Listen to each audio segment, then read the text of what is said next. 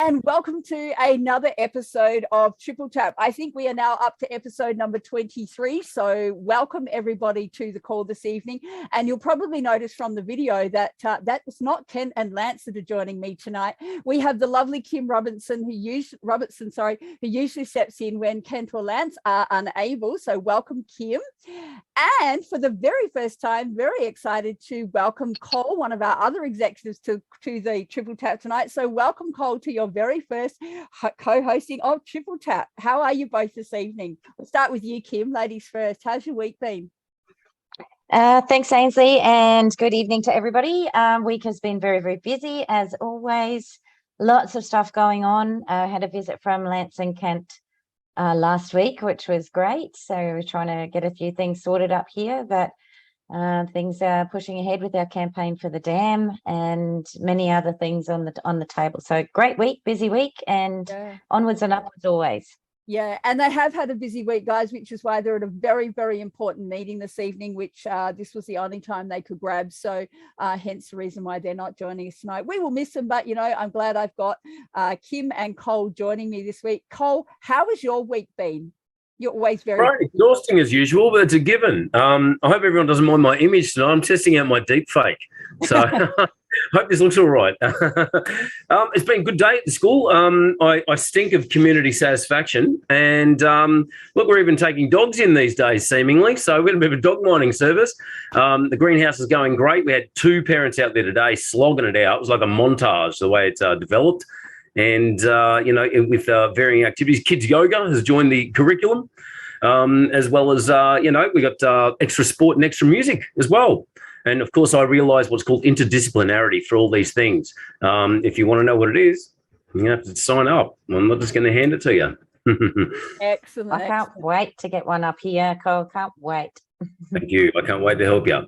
Yeah, we are excited to have the TAP New Schools on board, and I know you're working tirelessly to get all that sorted. You had a few hiccups with a few different people in getting in the way of all that, but you know, you're such a soldier, Cole, and you're going to get through that, and we are definitely going to see these TAP New Schools all around Australia in the coming years to come. So keep at it, and we look forward to seeing where that space goes, definitely.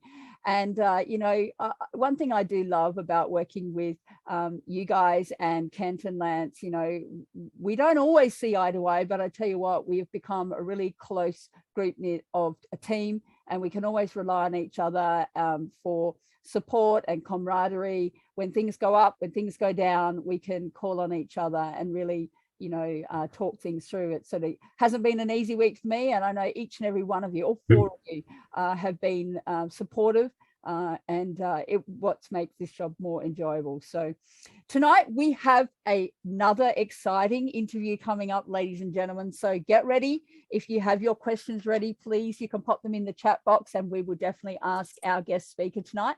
I'm going to introduce you to her. I'm getting a bit tongue-tied tonight, probably because I'm really excited. Some of you have probably heard about her before. She's been doing some incredible work in the community, and we look forward to speaking with her tonight. It is none other than Serene Teffaha. Hopefully I pronounced that right.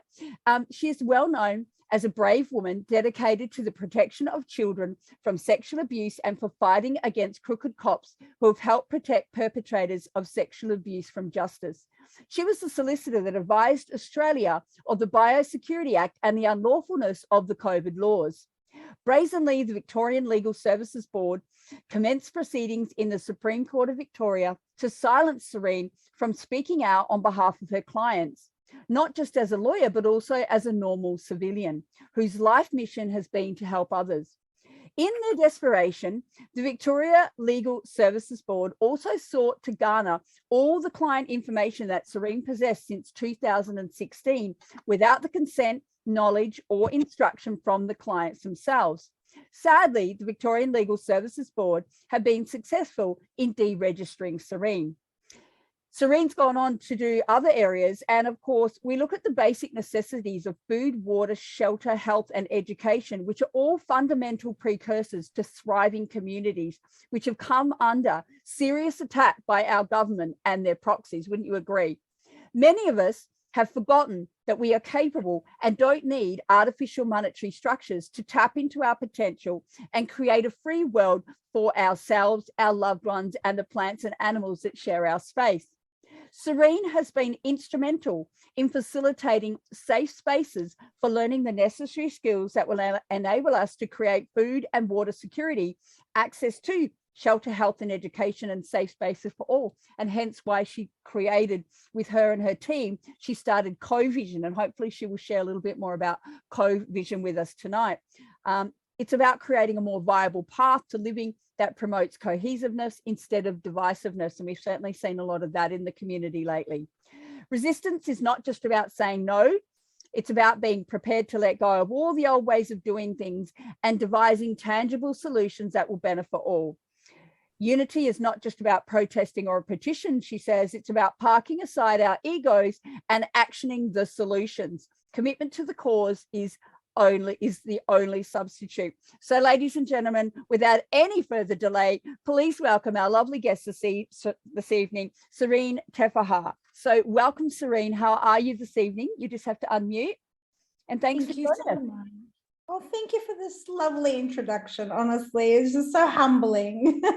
Thank you very much. I'm so humbled to be here, and and I'm so glad that Cole is here tonight. So, I've known him for a little while, and I know how passionate he is about creating community. So, I'm very pleased to see such a lovely panel tonight with Kim and yourself, Ainsley, as well. You're welcome. Let's kick it off first, Serene, and just tell us, what have you been up to in the community apart from CoVision since you were deregistered? You've been working on helping a lot of people, I know that much. So just share with our listeners briefly, what have you been up to since that happened?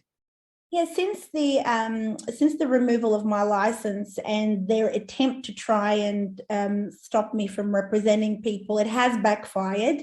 They have taken a step back because they obviously clearly were completely incorrect in their execution against me. Whilst they have taken my license, I have been very brazen and just continued representing people. I have gone into the VCAT space, the NCAT space, and many other cases in the Fair Work Commission, and continued to spearhead cases, trying to negotiate for people dignified exit, whether it's from the employment or otherwise, and still continuing to help mothers who have been targeted as well by their standing up for their children and who have been sexually disclosing their abuse. So I'm still helping mothers of this nature, and now I'm actually spearheading a very important case in the VCAT for a lady who has been denied a heart transplant by the Alfred Hospital because she won't take the COVID-19 vaccination. So they won't place her on a heart transplant list, even though she's taken all the other vaccines. And I have sought permission from the judge, obviously, to speak, even though I'm not licensed, and I have been granted that permission. But unfortunately, this is where we're coming to now, is that it has become a life and death scenario for a lot of people, the choices that they're making. Yeah, fantastic. Serena, if I may be so bold, just before I get the others to jump in with their questions, just to clear up, let's call them, there are rumors out there that when you were delicensed, there was rumors going around, people said that, you'd stolen the client's money. And I know as a bookkeeper that lawyers' money or client money for lawyers is kept in a trust account, which you guys as lawyers can't just willy-nilly take that money. You have to obviously raise the invoices and then transfer that through, and you clear and pay the accounts that way. So there's no possible way when money's held in trust for clients by lawyers on behalf of the clients, that you can actually steal that money, because the Legal Practice Board would be all over you. Can you just clear up what happened with that for people so that we can squash those rumors once and for all? I raised $654,000, all of which was in the trust account. I have not touched a dollar, nor has my team. There's only one payment that went from $654,000 to the barrister that was working on the case at the time.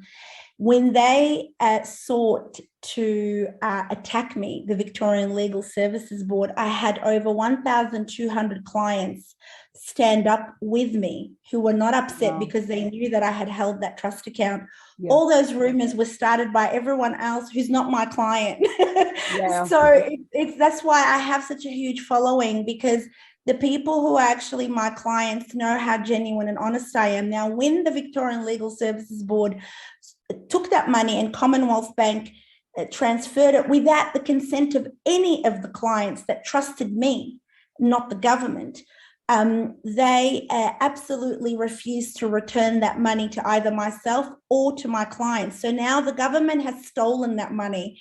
The only entity that has stolen that money is the Victorian Legal Services Board. And we are in the process of looking at the right time for both myself and my clients to go and seek recourse in the courts through misfeasance in public office. The Victorian Legal Services has backed down from attacking me, but they're holding on to this money and they don't know what to do. And they're just waiting for me to actually come in hard. And the level of stupidity is so mammoth, I can't even find the words to describe that level of stupidity that they have. But 654,000. And the irony is that when they came to audit me, they had egg on their face because every other lawyer would take that money, but Serene Teffaha has not touched that money for 3 years.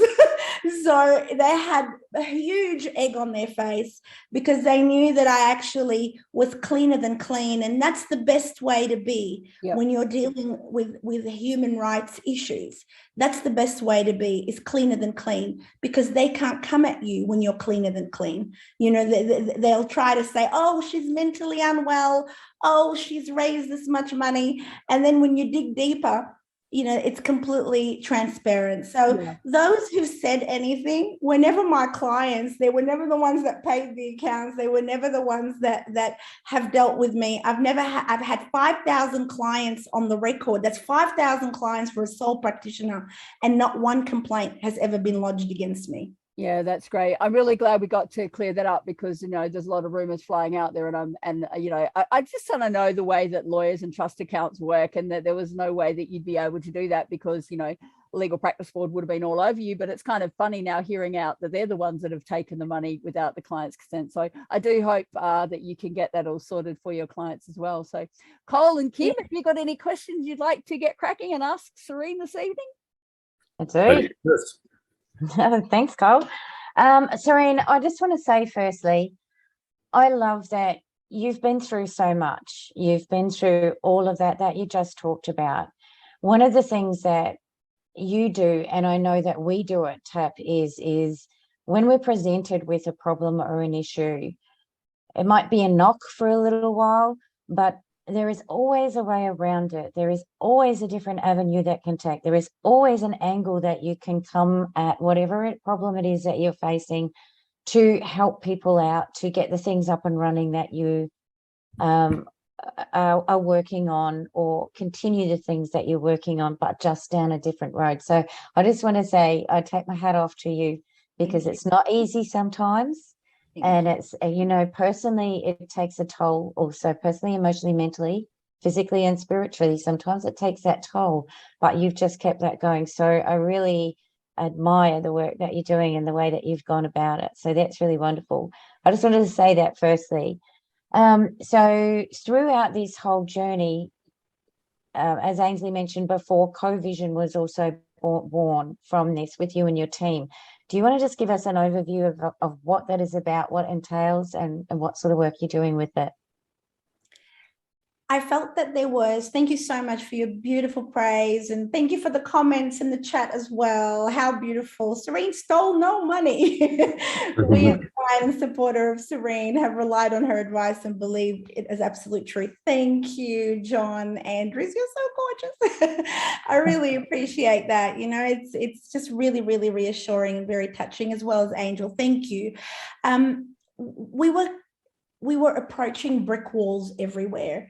every court action, every class action, it didn't matter whether, it was spearheaded by myself, my team, or other lawyers that we supported as well. We supported the AVN, we support all those cases that have been spearheaded by others. There's a lot of terrible competition out there. No one is better than anyone else. Everyone was approaching it with the heart that they want to change. And they did their best in trying to represent people, but we're hitting brick walls, right? We just, from a political and from a legal perspective, the judges have been completely usurped. All institutions have been usurped by corporate, we call it the corpse law, because it is dead law. That's the nickname for corpse law, because it's dead. And indeed, it's dead people walking. It's dead, we say dead man walking. It's dead judges walking. These people are dead, are administrating dead law. And you're sitting there and trying to navigate within this framework that is so dark and despairing. And so we needed to come up with solutions, because when I have an elderly person calling me up, being thrown out of the hospital on the floor because she didn't want to wear a mask or didn't want to get a vaccine, and she gets thrown out and she's crying on the sidewalk, there's no legal battle in that. That needs hands on deck. That needs people to actually be present and available to help physically and emotionally. When that nurse that lost her job is facing homelessness and she's living in a vehicle, or when that person who's lost his job, a disability worker lost his job, and then he's also facing homelessness, there's no legal battle or political position you could take that's going to cure that situation. The only cure is community. And I felt very defeated by wanting to represent, but realizing that the only avenue I knew, which was the law, was, that's it, redundant. It was not going to give the outcomes I wanted. So I felt like I needed to transform, evolve, and move towards community. I could use the trust that people have in me to create solutions that are radical, that are going to put shelter on top of people's heads. So one of the first things that I was driven by is that homelessness situation that was happening in our community. So I called out, really, CoVision was really a number of different goals. We want to transform people's homes and acreages to food farms, small acreage plots that we teach ourselves how to grow food. We've got farmers who've joined CoVision. So now they're teaching biodynamic farming. So if you have acreage, we have now almost 2 people. We've got one that is setting up, and they've already set up the acreage at their home, and that's going to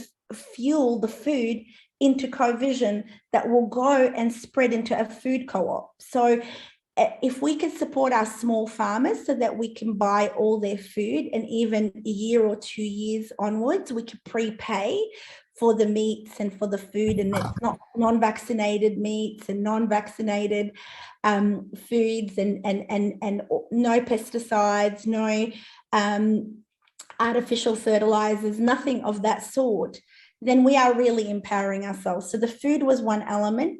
Then me calling out for people to say, if you've got a caravan, if you've got a tiny home, if you've got a spot in your home, open it up. So you could host people. We can now create solutions. In our culture, in the Australian culture, we don't talk about our shame very easily.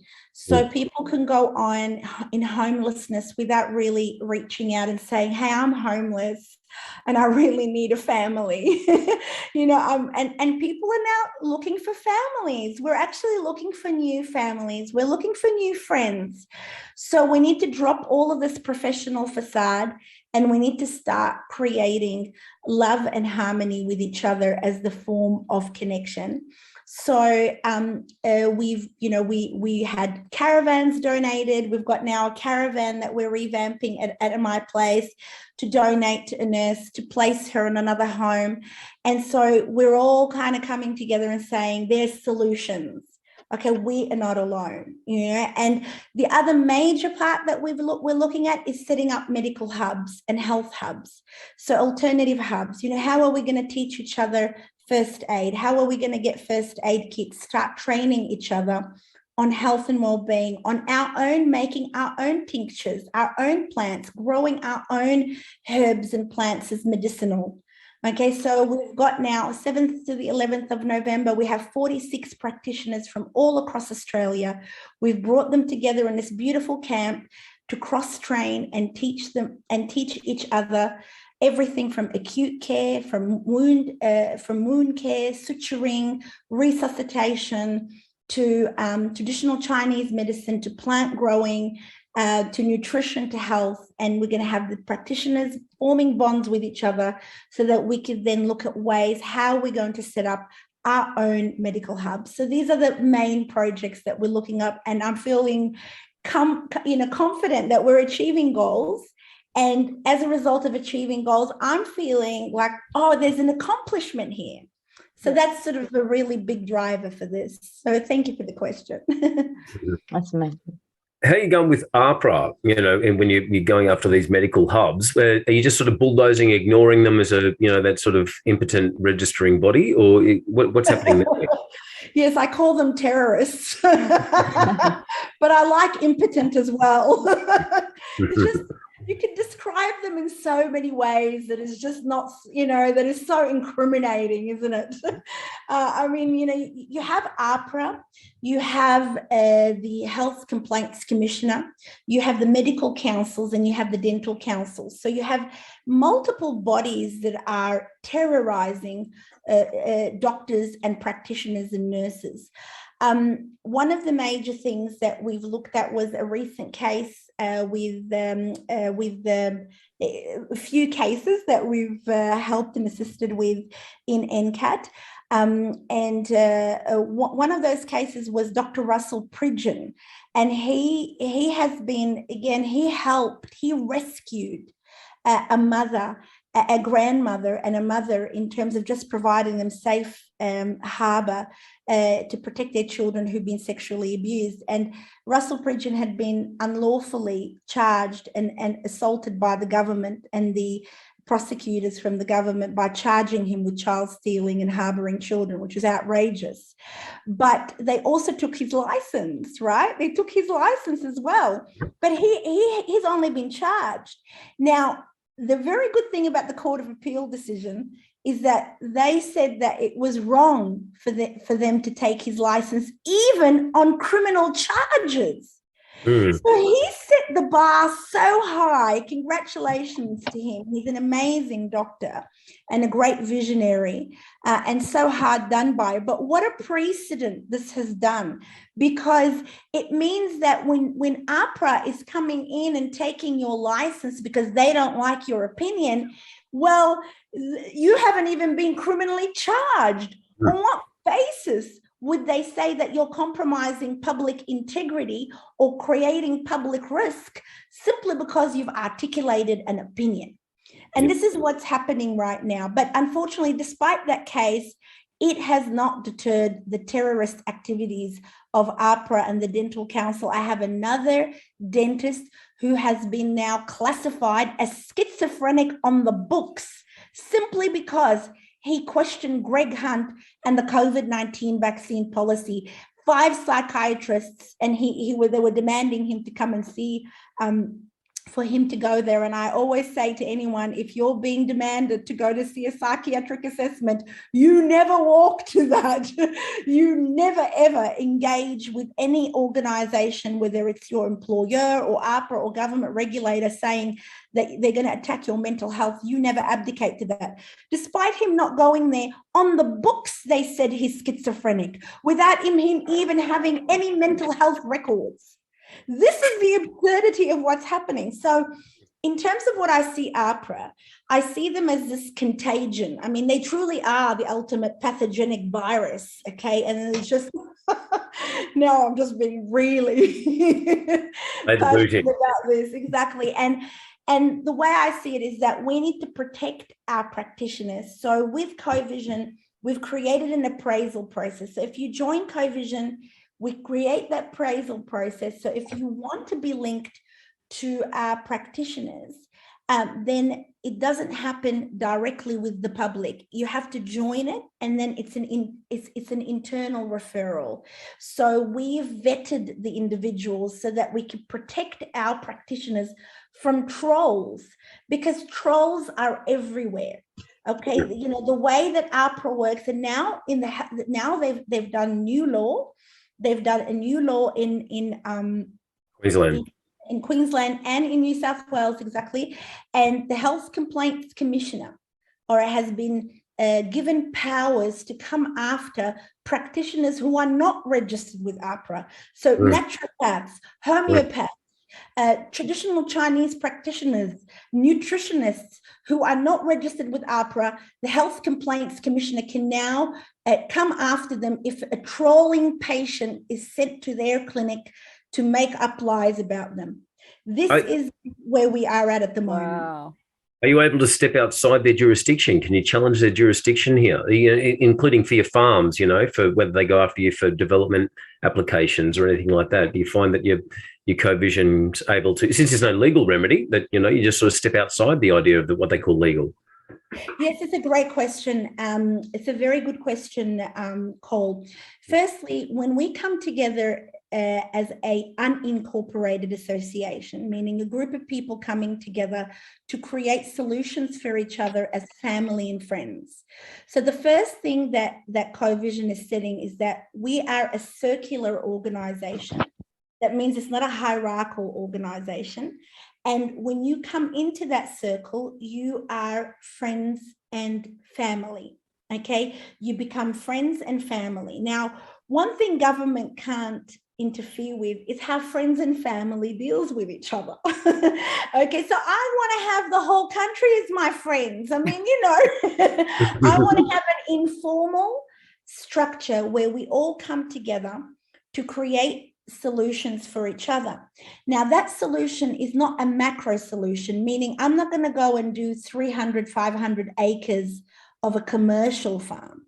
And I don't mind that model either. I believe Adam Gibson, he's a wonderful guy. They're doing the family farms in New South Wales. Brilliant. That's one type of solution. And Fractional farming. Yeah, fractional farming. I love it. That's one thing. And if you can afford to tap into that model, great. Okay. But my model is everyone can afford to tap into that model. Okay.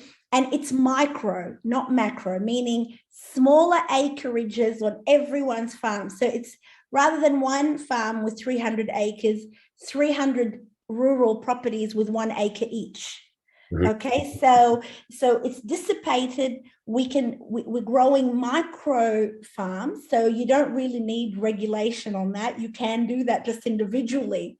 Okay, but if you have 8 or 6 acres operating for 5,000 people, then it can work. It'll supply that food within that group. Okay, because we all are bartering and interchanging our skills.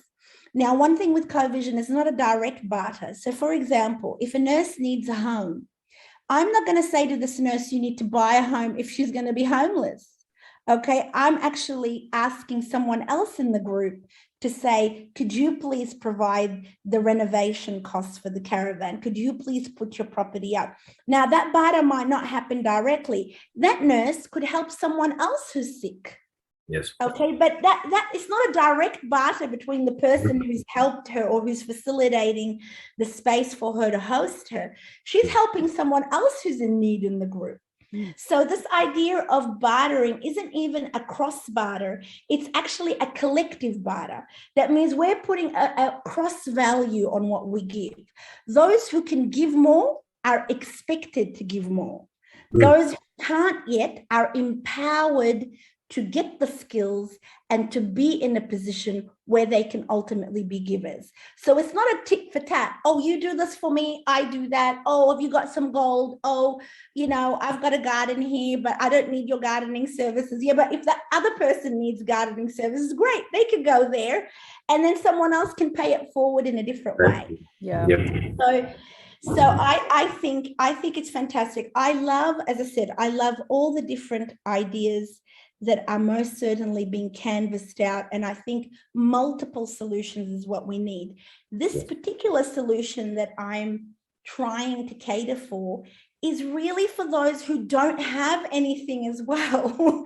You know, it's all very well and good when you could buy your own freedom. Okay, it's fantastic if you can. Okay, and you know, but I am asking that those who do have to not just think, oh, just me, what can I get?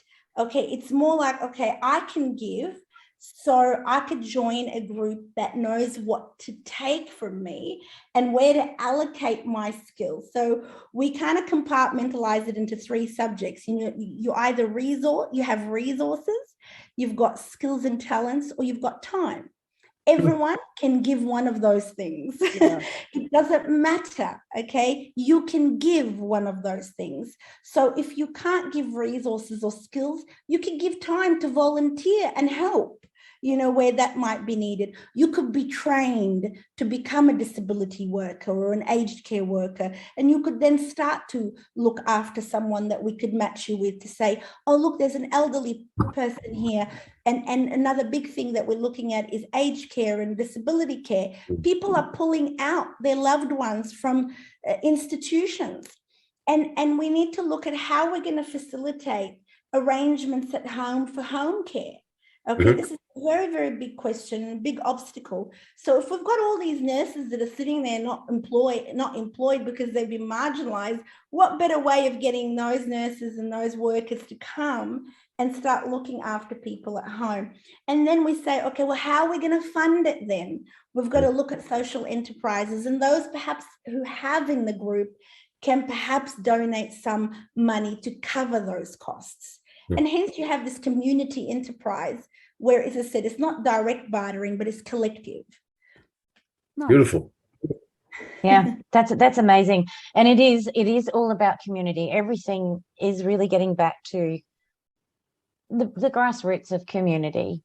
And what's really interesting is that I think a lot of people have really forgotten what community is about. You know, this whole process over the last couple of years has been a wonderful platform, really, when you look at it, to be able to reconnect with community, family and friends, have new family and friends, and really start to build things at that grassroots level. So I think it's absolutely incredible. That idea is really a grassroots community movement. We're doing the same here and obviously at TAT, we encourage everybody to get into their community, start building community, start doing the things that really matter for people, help each other out, because that really gives you the satisfaction of self when you give service to others. So that's an amazing idea. I just wanted to ask you too, Serene, we were chatting earlier, and one of the things that you're really passionate about is working with mothers and children who are having a less fortunate time within the system. Do you want to talk about what you were doing to help in that area? Yes, look, it's you know, it's such a complicated issue, and it's such the root of all that is so deeply disturbed in this country and in a lot of other countries. People have to sort of make the leap first to understand that Australia has a very major problem with drug trafficking and child trafficking. They're major issues in this country, and a lot of people who are in top positions are involved indirectly or directly with drug trafficking or child trafficking, and sometimes both. And as a result of that, hotspots that tend to be open to the ports like Darwin and Queensland tend to have quite dramatic cases playing out, often in the public purview, of mothers. Unfortunately, sometimes it's more often mothers in these extreme points of view. A lot of people get angry with me when I talk about the mothers because they're like, it happens to fathers. And I understand, you know, fathers are also experiencing things of the disturbed nature if their partner is also trying to remove their children. But I'm talking here about the extreme cases, okay, where you have a well-to-do male who is very much in the throes of or in the heart, or is involved indirectly or directly with child trafficking or drug trafficking. And what ends up happening is that they move in circles that ultimately child trafficking happens when people in their own families traffic their own children to perpetrators. So I need to make that clear that most child sexual abuse happens by those that know the child. Okay, it's usually a father, a grandfather, an uncle, and friends of those parties, and that's very hard for people to understand. Okay, Very because disturbing. they often think it's actually very disturbing. That's right, because women were interviewed about 10 years ago. There was a big survey. 1 in 3 women say they've been sexually abused. 1 in 3 have been sexually abused by a known family member, either a father or uncle, or a cousin or a brother. And it's extremely difficult. This topic is extremely sensitive for a lot of people because I'm not saying men are dangerous. So this is very important as well. I qualify.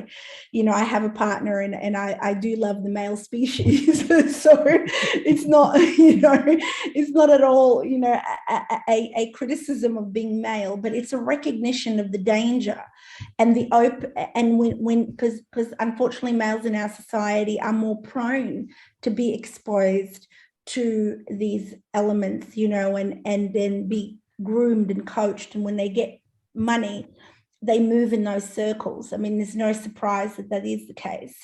And so I'm often getting calls, from mothers who are facing that horrible end of the spectrum scenario where their children have graphically described disclosures to them, and all hell has broken loose. The police have broken loose on them, have confiscated their children. The child protection units in all police forces, both state and national, are riddled with pedophiles, and they work to empower the transfer of that child to the pedophile or to the abusive parent. The courts support and sponsor that. And women too, a lot of women judges and all that are very much into this. So there's quite a lot of females, in fact, that are working in child protection and in many other elements of government, as a policing, child protection, courts, ICLs, independent children's lawyers, and which are not so independent, and so on and so forth. Like I could just go on and on about the culprits, but it's on every level. And what ends up happening is the mother gets demonized, the child gets taken out, the child gets silenced, not believed. They start to say that the mother is making this up, even though there's evidence. Even convicted pedophiles get given their children. Convicted pedophiles, men who have convictions on this point. So let alone if you just have, if you're suspected of, or even rated as being, a risk to your child. So this is exactly what's happening. And recently I've been involved in the case, which has been very public, with Laura and Grace. And I have stood with Laura. I've tried as much as I can to raise the funds, to get her the support, to organise her case. She's been criminally prosecuted by the Northern Territory Police. When they found out what's happened, 1,000 Northern Territory Police officers were sent out there to hunt her down and her daughter with balaclavas. They were wearing balaclavas. They were going around with her advocate's place, bashing the doors down to Juliet and all the other people implicated. Women and children in their homes were being terrorized by the police. This is unfortunately this nation, and it's a very, very ugly face of Australia, and one that has been around for a very long time. You just don't hear of it because most people kill themselves, and that's the truth, and do we just turn our cheek and just not look? Well, I decided not to turn my cheek. I decided to look really hard at these issues 10 years ago, and I'm still looking at them very hard. And I'm still shocked. I remain shocked. Serene, So, Serene, if I may ask you, because if you've been at it for this long, when you delve into subject matters like this and you see and hear the kind of things that you're seeing and hearing, it can be well, I would imagine very, very disturbing. Some of the stuff I've seen is not being pretty. You've probably seen a hell of a lot more. And how do you yourself deal with that? How do you emotionally, physically, mentally, get that strength to keep moving, not past that, because once you see it or hear it, you can't unsee it and you can't unhear it. How do you emotionally and physically cope with that? I look at myself in the mirror and I like who I see. I've got my functioning hands and my eyes and my brain, and I know that I've seen a lot of people who don't have functioning faculties, who are born with severe disabilities.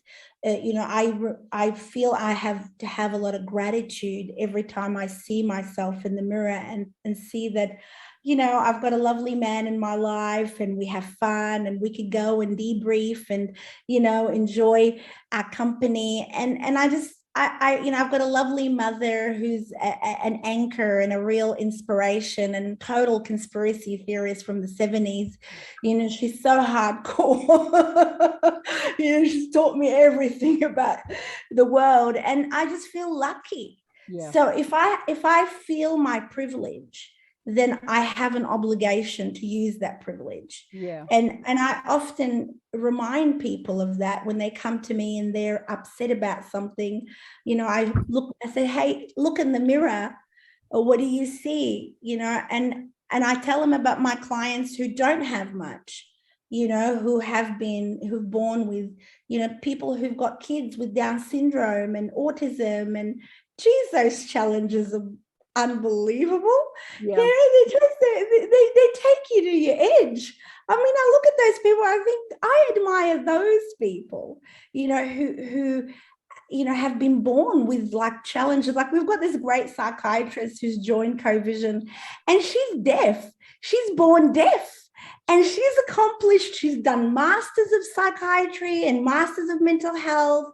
And my mind is just blown away, okay, that she communicates so articulately, but she's deaf. And I'm blown away by that. And I remind everyone that when you are going through a bad day, and when you feel that, the world is against you, if you've got your functioning body parts and you've got a good brain on you, then you're very lucky. So use it to your advantage. Yeah, it reminds me of a saying that one of my mentors used to say to me, because you talked about obligation. It was like obligation over fear. When your obligation is greater than your fear, do it anyway. Mm-hmm. I love that. That's really beautiful. Yeah.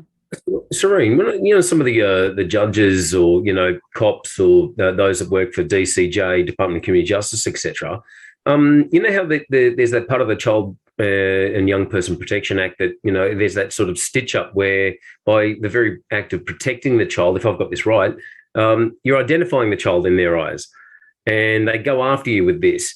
Are there names that we can name, such as judges, because it'd be probably good to make a bit of a shit list here, with judges and maybe on a wider level of what I like to do is trolls. I'm learning to be a bit more diplomatic these days. But, are there any, sort of glaringly obvious personalities that we might sort of, name or warn against? Yes, I totally agree with you, Cole. This is a very good question. This is why I promulgated with another group of parents something called Children's Commission. And the Children's Commission, I've been wanting to launch this. I launched it and I take it back, and I launched it and I take it back, only because it requires a lot of work. But it's exactly what you've just said. It's basically an investigation into the names of every single judge, independent children's lawyer, a DCJ worker who has been involved in stealing a child. We don't name the children or the parents, but we're very happy to name the judges. I mean, I've named them all. I've told them to even come for defamation. I'm happy to name them now. Chief Justice Ulstergren, an absolute bastard of bastards. He knows I call him that. He's the head of the Family Court of Australia, and I hate his guts. He's the lowest vermin I've ever met in my life, followed very closely by all of his cohort, Justice McMillan, Justice Hartnett. I'm coming for you. I mean, these people are absolute bastards, okay? And I call them out and I say their names. The prosecutors, the Commonwealth Director of Public Persecution, I call them, not prosecutors. Because they're persecutors of the highest order. Deputy Chief Magistrate Gett, of Chinese origin, being put there in the Queensland courts to do the bidding, okay, of the higher judges, and he comes from a background of allegedly breaking and opening up child sexual abuse cases and going after the targets. He's a complete liar. Okay, and a human being who's not worth his salt. And I've been calling them out for 3-4 years, and and I say to them, come, defamation, come after me. Why don't you come after me if what I'm saying about you is not true? Because it's true in every sense of the word. And I will keep repeating. I mean, they follow me everywhere. They're probably recording what I'm saying here so they can use it. Oh, yeah, they're definitely recording. That's okay, Serene. That's okay, Serene. We've got it recorded for them, and so we can put it out there in the public domain and they can hear it anyway. That's right. But you know what? You call them out because I'm not afraid of these people. Yeah. These are the criminals that are running this country. These are criminals who are benefiting from the oppression and the suppression of people, and they need to be called out. Every one of these people need to be called out, and it's an incredible big job to do the investigation. Michael Gunner, definitely. Daniel Andrews, absolutely. But you know what? I know a lot of people think Daniel Andrews and Michael Gunner are the worst. In fact, it's people even higher up. It's people that you don't see. It's people that are just lurking on the edges of everything. They're the ones that we call out because they're the ones that are making the decision. In the public housing towers, Van Diemen was her name. She was the young chief health minister in Victoria at the time when the public housing towers were announced. We've got documentation, all right, where she was dictated to by a whole cohort of people that we don't even know. Annalise, thank you, Annalise Van Diemen. She was like, oh, I didn't think we really should be doing this. She was there, I don't think we should be doing this. And then it was the orders from above. It's from the people that you don't see. It's from the corporate lobbyists and from everyone that is lurking all around. Okay, Daniel Andrews, he's just a proxy. Yes. Okay, he's just a hitman. Michael, you know what? They put a hitman and they remove a hitman. They put a look at Gladys, she's left. Look at them, they're all leaving. Hazard announced his bloody retirement today. I mean, do you think that Perrottet is any better than Hazard? You know what I mean? He's been groomed in the same path, okay? And these people are just the puppets at the front. The real culprits are lurkers. They're the lurkers that are everywhere that I want to get to. Serene, you might have seen me do the same trick as you do. I called out the New South Wales teaching minister, Sarah Mitchell, the Secretary of Education. I said, I literally wrote to them and CC'd 12 other people into it and said, you're guilty of manslaughter. You've got me open and shut case of defamation. Sorry, I'm running out of batteries. All you got to do is prove me wrong. Yep. They can't. Yeah, of course. I mean, absolutely. And we keep calling them out, and we keep, we keep putting them on the spot and exposing them. But this Children's Commission, will most certainly try as much as we can because, I feel so upset. Oh, where did the call go? He'll link in. He'll link in. Yeah. So we need to obviously understand that the evil people are everywhere. And unfortunately, one of the biggest, hardest lessons that we've learned in the last 2-3 years, they're closer than we think. They're friends and sometimes they're family, and I don't mean to call them evil, but sometimes they're so nasty that they will go and dob on you. Like it's mind-blowing what's happening. Serene, it's sorry, Angie. Go ahead.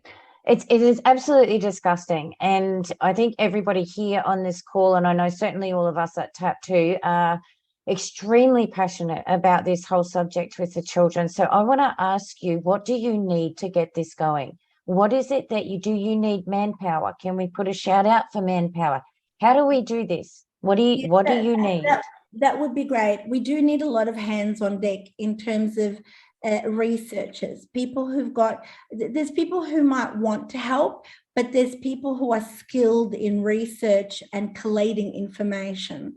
So I'm trying to pull together probably a team of 5 or 6 who will do this on a voluntary basis, because obviously you don't have the money to pay them. But that's sort of where that's where I sort of would need that. We've got the infrastructure and everything. We know what to do. It's just that it needs to be done. So they'll need to be reading all of the family court matters, highlighting the parts which the individuals, and identifying the individuals, collating all this information, because there's so much information to gather. It's like we're doing our own commission, and it needs all the hands on deck. But that's why we called it Children's Commission, because it's sort of a send up on the Royal Commission, because we know when they want to bury the issues, they do a Royal Commission. Okay, but this time we're doing a commission on the commission. Yeah. So let's do it now. Sorry, Ainsley. Let's do that now. Let's put this shout out. If we've got any researchers, any people who are very experienced in researchers and can jump on board with this initiative that Serene has going, where can they contact you? How do we get these people there so that we can get it going? What do we do? If people are interested in volunteering their time, probably because of consistency, and because I've tried it before, and I do need a consistent team of volunteers. Okay, so I need people who are happy to troll through family court matters and children protection materials, so that we can identify the culprits and the patterns that are happening in each of these cases. So I would need probably a commitment of 5 hours a week at least, like a day a week, where they would commit in a volunteering capacity to help me collate and put a really strong picture of all the cases and all the names, okay, of the people that we need to mention. Under the Constitution, it's a really interesting thing. Under the Constitution, we have the power to remove judges as a request to Parliament, okay, and you need to bring a case that is substantiated, okay, before Parliament. We know these processes are no longer. We know that our Australian government, which is not the Commonwealth of Australia, it's a corporation, and it has completely disregarded constitutional functions. Okay, in our constitution, it's a function of power to have separation of powers, whereby people can bring in their complaints to Parliament, okay, being the legislative arm or the executive arm, to hold the judiciary to account. So it's an exercise leading to that. Even though it might be ceremonial, it is about bringing attention to these really corrupt judges, who ultimately are the ones responsible for stealing these children and trafficking them to the perpetrators. So I would love that if it's 1 day a week, a team of 5, 1 day a week each. That would be very ideal, and I'm happy to type it into an email address that they can send it to serene.com, serene at covision.com.au, and that would be really, really wonderful if I do get those volunteers. Because it's so hard sometimes to ask for volunteers, because I do need to pay the team, and I appreciate that, but this particular task is so mammoth and is so urgent that it really does need volunteers. Yeah. So guys, if you're committed, and I say that we're not interested but committed to helping Serene do this, then please reach out to her on that email address and get the Children's Commission thing up and running. One lady who does do a lot with children comes to mind, Serene, is Dee McLaughlin. You might want to. Oh, yes. Dee is a mate of mine, and she is an amazing woman. And she also wants to do this project, but we definitely need hands on deck, you know. So Dee is amazing, the work that she's done, and I'm a big supporter of Dee. She has been doing this even longer than I can think I have been doing it, like so long. and she's so academic as well. She looks at it from an academic point of view and really breaks down exactly the psychology behind this, you know, whereas I come with a sledgehammer. That's probably your legal background. One thing I learned recently about the courts, as you said before, the courts are none other than corporations, and corporations have shareholders, and some of the major shareholders of the courts are none other than the major banks. So without a doubt. Definitely. And so that is worth looking into. So I always find that very interesting, that how can a court who's backed by the major banks rule on a case for people when they're going up against the banks, as I indeed find myself in the courts at the moment on that very same subject. It's like, how is that even fair? You know, if it seems like a conflict of interest when they're the major shareholders of the courts, and that the courts are the ones making the decisions. So I think that was new to me. So deep lobby groups. I mean, the banking cartel, you know, is where the control of humans has always been. You know, I mean, I call money. Yeah, what money is really the ultimate witchcraft. I mean, imagine, we talk about witchcraft, but imagine a piece of paper green with color, because it's obviously representative of green with envy, you know, the whole occultist depictions of that. And it's all about putting a witch. We're all under the spell of money, whether we like it or not, whether we want to be or not. We're all under the ultimate witchcraft, which is the money. They've been able to take away any inherent value of exchange and put their value in that money. And so someone who goes and prostitutes their body will earn X amount, or someone who is doing a movie that has absolutely no value will get all this money, but a nurse or a disability worker who's doing a lot in value will get very little. But we all are engaging in the witchcraft, which is engaging in the monetary system. Until we remove ourselves from this spell that we're all under, we can never be free, you know, and hence lies the oxymoron, because how do you remove yourself from money when you're so much under the spell of the perpetrators? And this is where we really need to think about it from a very spiritual conceptualization. It's transcendence. You know, we have to transcend what we've been told and how we need to behave, you know, because as soon as you get money, you become more under the spell, because when you get money, you want more money. Okay, that's the whole point of money. It puts you under its spell. And, you know, and as I said, you know, this is the ultimate witchcraft, and it is their evil. And that is the test of our time.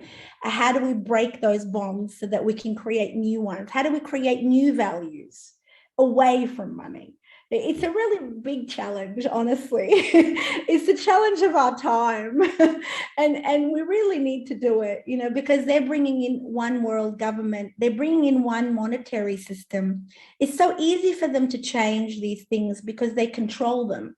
You know, someone owns the money, right? You know, money is not just an abstract thing. Someone owns it. and then they can go, I don't want this to own this. I want to own something else, you know, and hence they try to set some new witchcraft and new spells. And this is our opportunity to break it. This is our opportunity to break the spell.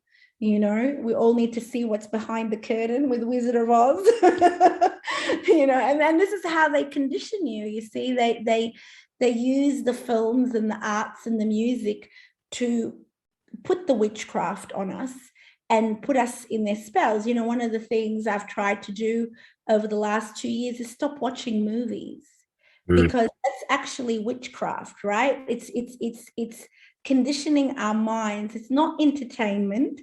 It's they're putting their spell on us, so I try to move away from anything that's putting a spell on me, and when we're conscious watching movies, listening to their music, music is beautiful, but when you listen to their music and their demonic messages, something happens to us. Okay. And we then vibrate on a very, very low level. Music is about self-indulgence. One of the biggest messages of modern music is victim mentality. It's always about, I've lost that person. Look what they did to me. Or that person caused me heartbreak. Or I'm going to get revenge on this person. The messages in the music is horrific. Yeah. Same with the imagery in the movies that we see. Unless we're going to practice breaking away from their witchcraft, we will always be under their control. So, this is, I guess, why I like how this conversation's gone. Yeah. You've gone and a different side. Unfortunately, we do have to wrap it up there, Serene. Otherwise, we'll just keep going and going and going with all these amazing topics. Yeah, very interesting. Maybe we'll have to get you back again and dive down the monetary and the movie rabbit hole, because certainly, as you mentioned, The Wizard of Oz reminds me, it wasn't just The Wizard of Oz, a nice movie. It was all about rights, titles, and interests. So exactly. It's always one that fascinates. Hey? Archetypes. Yeah. It's about archetypes. Yeah. So, Serene, it's been absolutely lovely having you on the call this evening, and thank you for sharing all your insights about CoVision. Guys, we did put the CoVision website in the chat for you to go and check out what Serene's been up to there, covision.com.au. Reach out to Serene if you are absolutely committed to helping Serene get up the Children's Commission and investigating that further. At the end of the day, I think a lot of this, the thing that really wiles people up the most is the children. And when they start coming for our children, boy, you watch people stand up in such a big way. So make sure you go and make that happen. If you know somebody who can help Serene, then reach out to her at serene@covision.com.au. Kim, also Cole, thank you for joining me this evening, being co-hosting with me. It's been absolutely fabulous. And thank you to everyone on the call tonight. I hope you've enjoyed tonight's call. It's certainly been jam-packed with energy and passion and some very lively topics there. So Serene, once again, we thank you very much. And everyone else, we'll see you next time on Triple Tap. Thank you. Bye for now. Thank you, everyone. Thank you. So wonderful. Thank you. Bye-bye. Thank you. Thanks, everyone. Thanks, Serene. Thanks, folks. Thank you.